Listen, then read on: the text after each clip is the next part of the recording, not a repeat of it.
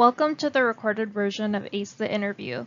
In this recorded workshop, we will go over how to answer behavioral-based interview questions, as well as walking you through the process of, going to the interview itself, during the interview, as well as what to do after your interview. So in this video recording, the things that we'll be going over are preparing for the interview, practicing some commonly asked questions, what to do during and after the interview, as well as any other questions that might come up. I think that the question at the bottom, so what story do you want to tell? I think that this is a good way to frame your interview experience and the preparation for that as well. It's not about, being drilled about different questions about your previous experiences and what you can do for the company. I think in the preparation process as well as the interview process, think about the story that you want to tell the employer. By the end of this workshop, you'll be able to explain what is important when you're preparing for an interview. You'll also be able to identify some of the different types of interviews as well as commonly asked questions that are asked during these interviews and how to answer them effectively using the STAR method. Lastly, you'll be able to understand your role in the process and how to navigate it. So this means before the interview, during, and even after the interview as well. At the bottom, we have our NACE career readiness competencies. If you're not familiar with NACE, don't worry, we will go over them later in this presentation.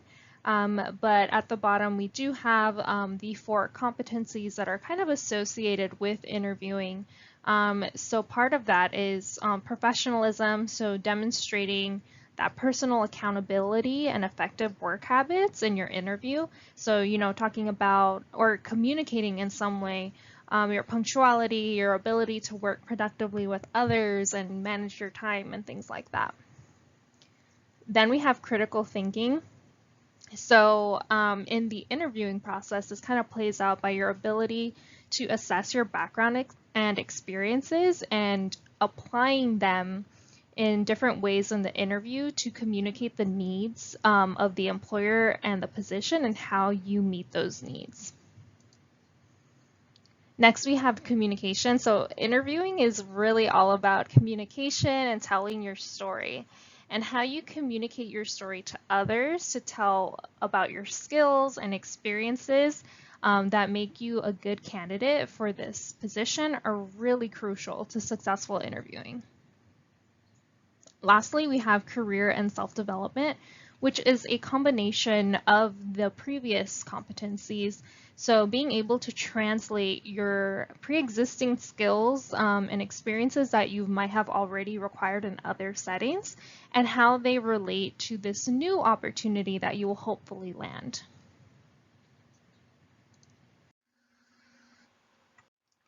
So the purpose, or I should say the purposes of an interview are to, 1, market yourself, 2, find out more about the organization, and I would say also about the position that you're applying to, as well as to determine whether this is a good fit for you and the employer. So it's not a one-sided conversation where the employer is just asking you question after question. It's an opportunity for you to interview the organization or company as well to learn more about them to determine whether it is a good fit for you too. Establishing a strong first impression is important when you're interviewing or seeking your next opportunity, and this starts even before you start the interview process. So this can start when you meet a recruiter at a career fair or you do networking with a professional in the company or organization that you're hoping to get into. It can also include your email correspondence, so that first initial email, making sure that it is grammatically correct, you're using a professional email.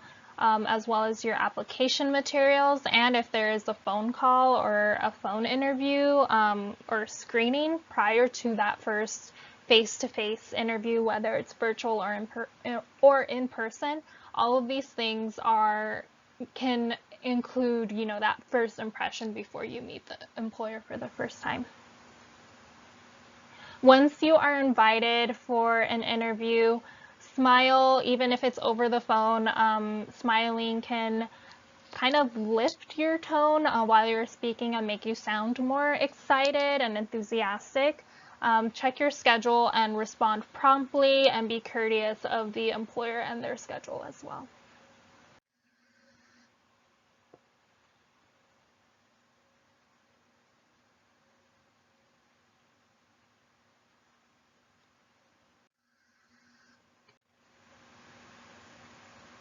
If you will be attending an in-person interview, make sure that you verify the time and the location of your interview, and schedule your interview, if possible, for a time of day when you're most energized. And don't try to squeeze an interview between other commitments. You don't want to be late to your interview, and you don't want to show up to your next commitment after the interview feeling, drained, or maybe upset if it didn't go the way that you wanted it to. So try to keep your schedule kind of open if possible on the day that you have an interview. When you're informed that you have secured an interview with the employer, ask for clarification. So some questions that might be good to ask are if this is going to be a group or panel interview or individual interview, who are the people that you'll be meeting with, if you need to prepare anything in advance, such as a presentation for the interview. These are all really great questions that the employer would be happy to answer. They're not trying to make it as secretive as possible. They want to help you and give you as much information that you might need to be prepared. And once you have addressed these questions, this is your opportunity to do some research, especially if you are meeting with several individuals. You can look them up on LinkedIn and know what their roles are, know more about them, so that you can be more intentional with the questions that you're asking on your end of the interview. Other logistics with virtual interviews. So we talked a little bit about finding a space that is quiet and where you won't be interrupted, but also keeping in mind your internet connection is very important. Make sure that you're not in a part of the house or building that is known for having a weak or unstable internet connection. If you are not familiar with the platform that you will be using, try to practice with it beforehand. And once you have secured the link and the platform that you'll be using for the interview, try to access it as soon as possible. So don't wait until right at 2 p.m. when your interview is to access that link. Try to get on there maybe like 5 minutes before, as you would do with an in-person interview. You don't want to be there too early either, just to make sure that everything is working okay, and if you need to familiarize yourself with maybe different features on the interview platform. Dress the part. So even though it'll be a virtual interview, I would recommend dressing professionally from head to toe, just to keep yourself in that mindset of being professional. And ask for clarification if needed. So verifying what the conferencing system you'll be using, what time zone the interview will take place, and if you need to prepare any additional interviews or any additional materials for the interview. Other logistics with virtual interviews. So we talked a little bit about finding a space that is quiet and where you won't be interrupted, but also keeping in mind your internet connection is very important. Make sure that you're not in a part of the house or building that is known for having a weak or unstable internet connection. If you are not familiar with the platform that you will be using, try to practice with it beforehand. And once you have secured the link and the platform that you'll be using for the interview, try to access it as soon as possible. So don't wait until right at 2 p.m. when your interview is to access that link. Try to get on there maybe like 5 minutes before, as you would do with an in-person interview. You don't want to be there too early either, just to make sure that everything is working okay, and if you need to familiarize yourself with maybe different features on the interview platform. Dress the part. So even though it'll be a virtual interview, I would recommend dressing professionally from head to toe, just to keep yourself in that mindset of being professional. And ask for clarification if needed. So verifying what the conferencing system you'll be using, what time zone the interview will take place, and if you need to prepare any additional interviews or any additional materials for the interview.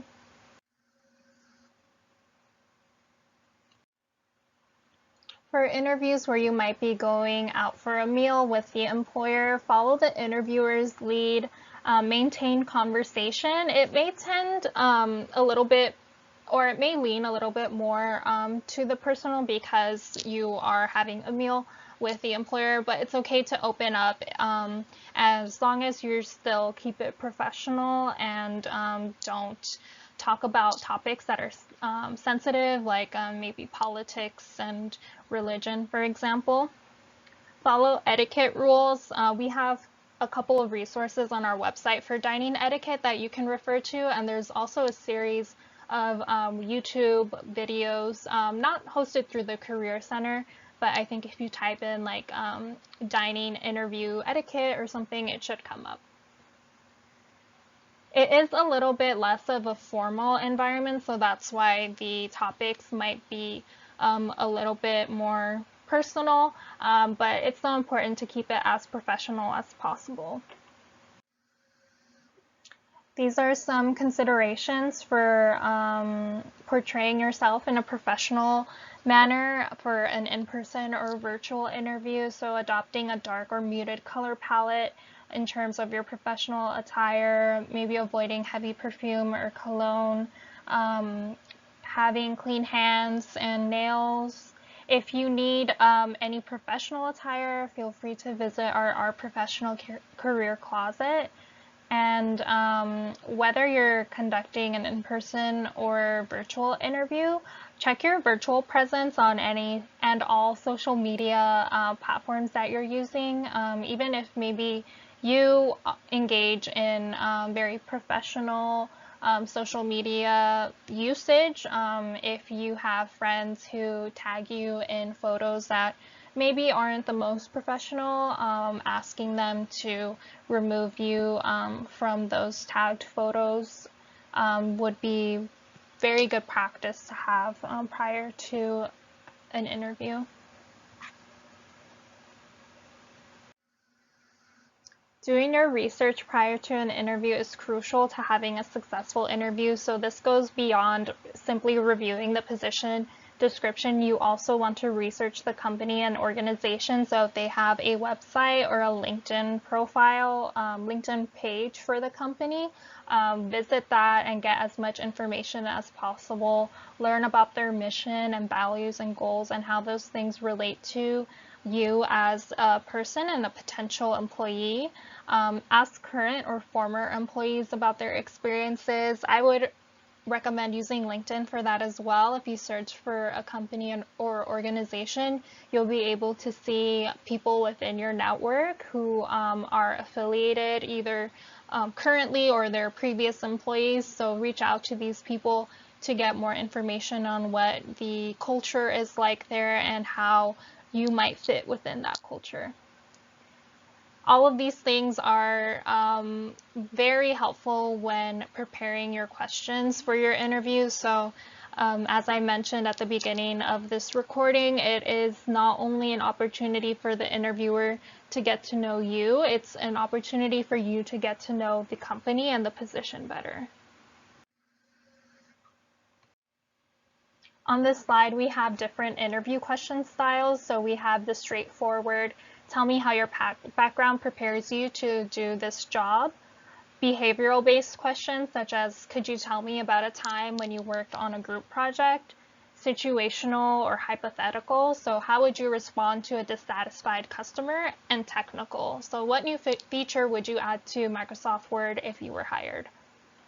One thing that is very helpful when preparing for interview questions, if you don't know what you might be asked, is reflecting on your previous experiences and being able to provide maybe 2 to 3 real examples for each experience beforehand. I think that would be really helpful. So sitting down with your resume and thinking beyond even what is on your resume. So try to think back to when you were at that volunteer, internship, research opportunity, and reflect on, you know, any challenges that you might have faced, any failures, working with others, just anything beyond what is on your resume, because the employer has seen your resume, they know your resume, they want to know more about you and what you've done in these experiences that will help you be successful in this new opportunity you're seeking. So in preparing and communicating different examples, we recommend using the STAR method. So the situation or task, which are the S and T components, are describing a specific event or situation. Be sure to give enough detail for the interviewer to understand the situation at hand. And you can use experience from campus or work opportunities, as well as any community involvement that you were a part of. Next is the action. So describe the action that you took. If, for example, you're describing a group project, focus on your role within that group. And lastly, and I would stress as probably the most important part, what did you accomplish? What did you learn? And how does this connect with the opportunity that you're interviewing for right now? And again, this is important because past actions are more indicative of future success than hypothetical situations. So it's important to try to use as many concrete examples as possible. They're a lot more effective than talking hypothetically or talking very vaguely about what you tend to do. I think using examples are a lot more effective in communicating your past actions, your past successes, and what you've learned from them. If you want to try to prepare for potential behavioral questions that you might be asked in the interview, looking at the job description is a very good tactic to adopt. You can gain a lot of hints based on what is communicated on the job description. Be aware of any keywords that the employer uses often. Those are hints that that is, you know, a component of the job or a component or characteristic of a candidate that they're looking for. So being able to speak on those things would be to your advantage.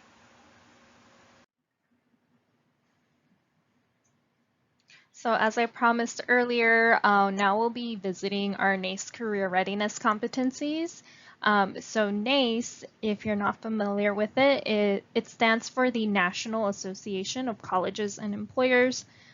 Numerous college career centers and employers are members of this professional association, including employers from the Fortune 500 companies. So with NACE and how it relates to the career readiness competencies, basically, these members have come together to agree upon a set of competencies that we agree broadly prepare college graduates for a successful transition into the workplace. So basically what this means is these competencies or skills that you see on this page and these circular icons are the things that will prepare you to make a successful transition into your next opportunity, whatever it may be after you graduate. So these are the things that employers are looking for. So when you're interviewing, think about how you can talk about these things and, mention them and demonstrate these competencies in your interviews through using different examples in the STAR method. And especially if these are directly mentioned in the job description for whatever position you're applying for.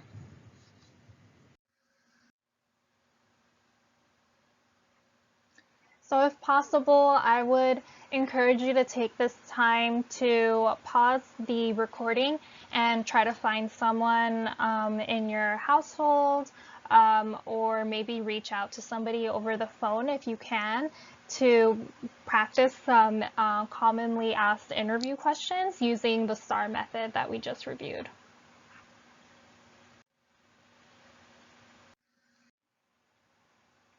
So these are the interview questions that you can practice with the individual that you've identified to help you with this exercise.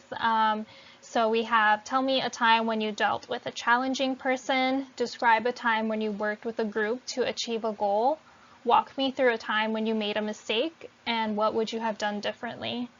So again, try to use the STAR method to help you utilize examples from your previous experiences to communicate to an employer your previous experiences, skills, challenges, and how you've worked through those things to communicate how you will be a successful candidate for the position you're currently seeking.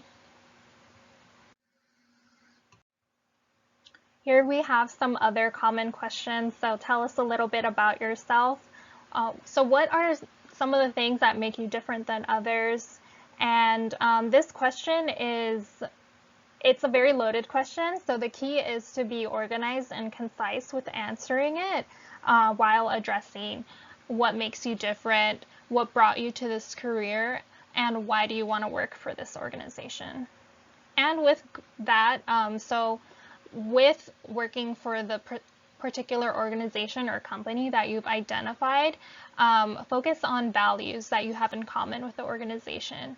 It should be important to you. So utilize the research that you did on the company to help you in this question and let them know that you know about their achievements and challenges as well and how you can facilitate that further. With what is your greatest weakness, try to identify a genuine weakness that does not contradict a core competency needed for the job.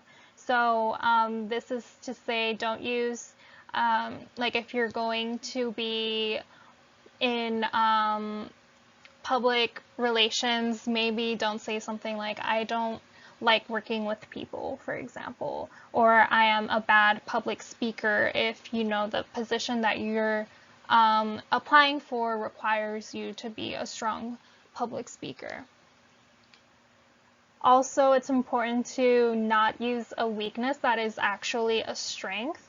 This is a tactic that employers are kind of tired of hearing about. So try to identify a legitimate weakness and explain maybe one or two specific ways that you have overcome or try to mitigate the weakness and provide evidence for that so that you can demonstrate to the employer that it's something that you're aware of, that you've attempted to work on and will continue to do so if you secure this position as well. As I mentioned in a previous slide, you can utilize our standout mock interview tool to practice virtual interviews, and then you can schedule an appointment for a mock interview critique to go over your practice with your career specialist. When you arrive to your interview for an in-person setting, try to arrive early, 10 to 15 minutes, so you aren't rushed. But try not to enter the building maybe like until 5 to 10 minutes beforehand. You don't want to be too early either. Be courteous of your interviewers and understand that they might have previous engagements that they're attending to, so you don't want them to feel like they're being rushed as well. Leave your cell phone in your car or turn it off before going into an interview so that it's not a distraction or it doesn't happen to ring or go off during your interview.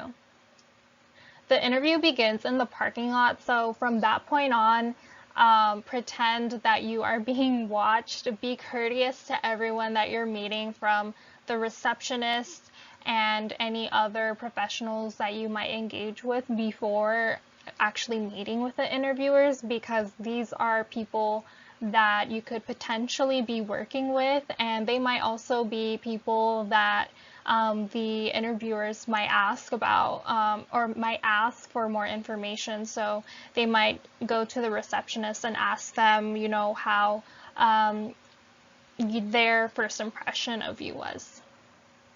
Bring extra copies of your resume. Have one for yourself, but also, again, be courteous and have copies prepared for your interviewer as well as the other individuals who might be interviewing you too. And take cues from the interviewer to kind of guide you through the interview process. So, you know, taking cues for when you're able to sit, if there's a glass of water or a water bottle left there, wait until the interviewer lets you know that that is for you, and so on. For a virtual or phone interview, make sure that you check the Zoom or virtual link early to make sure that you have the link, the password, and your internet connection are all stable and ready to go. Again, put away any other distractions. If you're not using your cell phone for the phone interview, put it away for the virtual Zoom interview, as well as any other electronics that might be a distraction or might go off. Have a copy of your resume and cover letter either by you or in front of you, and also a glass of water in case you get dry mouthed and it makes it difficult to speak for an extended period of time. You have that ready and you don't have to kind of struggle through the rest of the interview. And again, it's important to take cues from the interview with a virtual or phone interview too.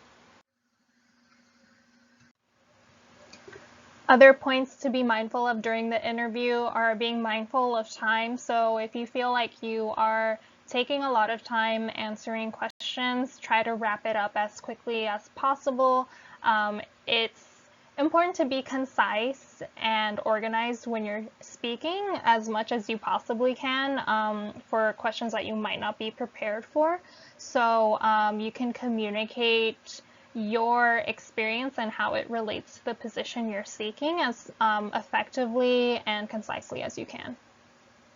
Make effective eye contact and try to smile, whether it's a virtual or in-person interview. You want to try to maintain that eye contact. So especially if you are on a Zoom call, one way to do this is looking at the camera and not at the image of the person on your screen. Express confidence in your abilities. So try not to think about too much about, you know, what other candidates might be bringing to the table. Think about what your strengths are, what your assets are, what makes you unique, and what would you bring to the organization.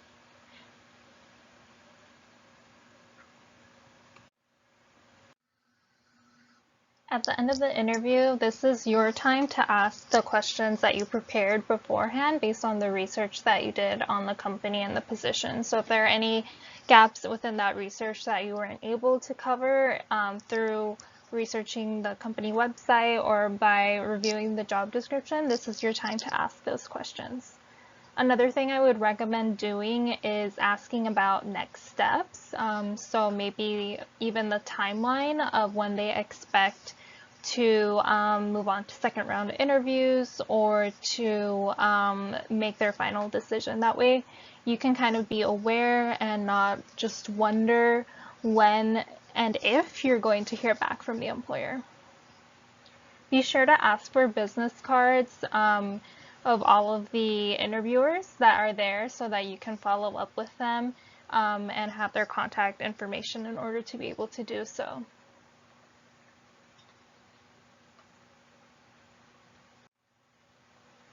At the time that you're listening to this, maybe handshakes aren't something that a lot of people are going to be comfortable with due to the pandemic, but definitely do thank each and every single one of the interviewers who interviewed you and refer to them by name and thank them for their time. And relax because you're done. Now, after the interview, be sure to send a thank you note, ideally 24 hours after the interview, but no later than a week after your interview. Be specific with what you appreciated about them in the interview, and do that with each interviewer that you had. So this is where you can show that you were really listening and you put a lot of thought and care into each of the follow-up thank you notes following the interview. So you don't want to generate like a one and send that to each of the interviewers. You kind of, you can make a general thank you note and then tailor it to each specific person based on what you appreciated about them and what they shared with you during the interview. If the date that they said they would get back to you has passed, it's okay to do a follow-up. So what I would recommend is if they gave you a specific date and it's been a week since that date has passed and you haven't heard back from them, it's okay to follow up with them. Just be sure to do it in a professional and courteous manner. However, there is an exception. If the employer stated not to contact them, don't contact them in that case.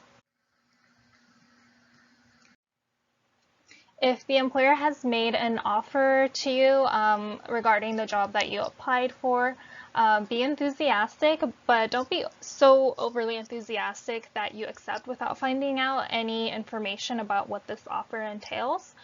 So find out these details, be sure to get them in writing, and ask the employer how much time they can give you before you have to give them your decision. It's always best to deliberate before accepting or declining the offer. If you do happen to decline the offer, do so in a positive light. Be sure not to burn any bridges and respond promptly and courteously. Definitely do not ghost the employer. Regarding salary negotiation, there are a few things to consider before even deciding if you should negotiate. First is whether you are completely entry level or not, if the job is in a field that doesn't usually allow for negotiation, and if the offer is pretty in line with the occupation, the career path that you're pursuing, and also the level of experience that you have. If you do choose to negotiate the salary being offered, maintain professionalism throughout and present an appropriate salary range for the position based on the research that you've done on Glassdoor, salary.com, and consider the cost of living and other factors that are important to you. We also have a salary negotiation workshop and a video recording that corresponds to that workshop called What's My Worth? Salary Negotiation. So if this is a topic that you want to learn more about, I highly encourage you to either view that video recording after this one is complete, and also you could attend our workshop for salary negotiation. If you're informed that you didn't get the position that you were applying for, remain professional. Ask the employer what you could have done to make you a stronger candidate for the position that you're applying to, in addition to thanking them and expressing your appreciation for, their time. throughout the application process, and also for being transparent with you. A lot of companies and employers do not inform you of their decision, and that's unfortunate. So if you do hear back from an employer, even if it isn't the result that you were hoping for, do express your appreciation and ask them for feedback. What you don't want to do is burn any bridges. So I think that asking for feedback can kind of maintain and help you to further develop the relationships that you've begun to establish through this application process. You can follow up with the employer and let them know at a later time that you worked on some of the things that they recommended as feedback for this position, and let them know that you're open to any positions that might be relevant to you given your skills and your experience. The Career Center does have an on-campus interview program that students are encouraged to participate in. Unfortunately, it's not something that is available for alum, but it is where employers interview UCR talent on campus. Typically, when we are on campus, it's done in one of the rooms at the Career Center, and there's a chance to interview for multiple internship and full-time positions. So take advantage of that when they become available, and it's applicable to you. Although this recording was a long one, it definitely only kind of touches the surface on interviewing.